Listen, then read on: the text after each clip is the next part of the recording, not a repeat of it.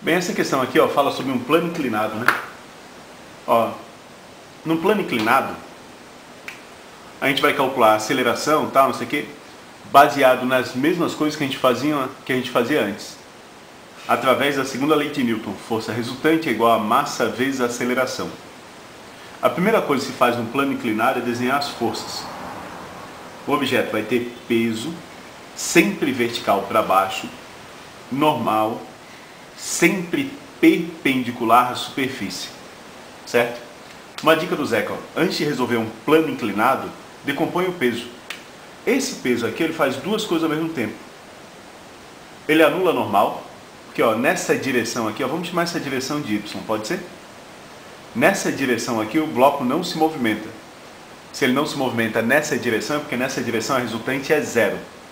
Então o peso vai ter uma componente que anula a normal, vai ter uma componente aqui, ó, PY, e vai ter uma componente PX que tenta arrastar o corpo para baixo. Certo? Então, antes de fazer qualquer coisa do plano inclinado, decompõe um peso. Ele sempre vai ter uma componente perpendicular ao plano e na direção do plano.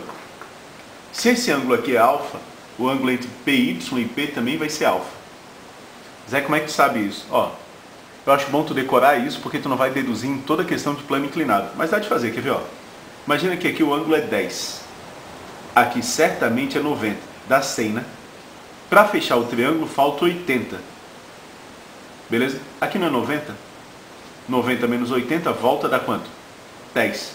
Então esses dois ângulos aqui, ó, sempre iguais. Sempre, sempre. Tá legal? Beleza? Quanto que vale PX e PY? A gente pode usar aquele macete, né? PX e PY. Vai ser o P vezes alguma coisa. Ó, o alfa está encostando no Y, né? Então o Y é com ângulo. E X vai ser sem ângulo. E não esquece, ó, o PY é que vai anular a normal. Então o PY tem sempre o mesmo valor da normal. Então letra A fala o seguinte, ó. A força de atrito sobre o objeto no plano inclinado não depende da inclinação do plano. A fórmula do atrito depende da normal, né? E a normal vai ter o mesmo valor de PY. E PY depende do ângulo, então letra A é errada. Letra B. No último estágio do plano, a força resultante sobre o objeto é nula. Ele fala o seguinte, ó.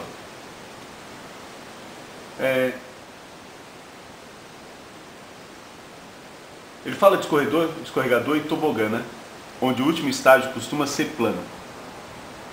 Galera, se a força resultante fosse zero nesse estágio, ó, a velocidade que o corpo adquirisse aqui teria que permanecer constante, lembra? Se a velocidade é zero, se a força resultante é zero, ó, a velocidade permanece constante. O cara, quando desce um tobogã ou um escorregador, a partir da hora que ele chega aqui embaixo, ele mantém sempre a mesma velocidade? Não, né?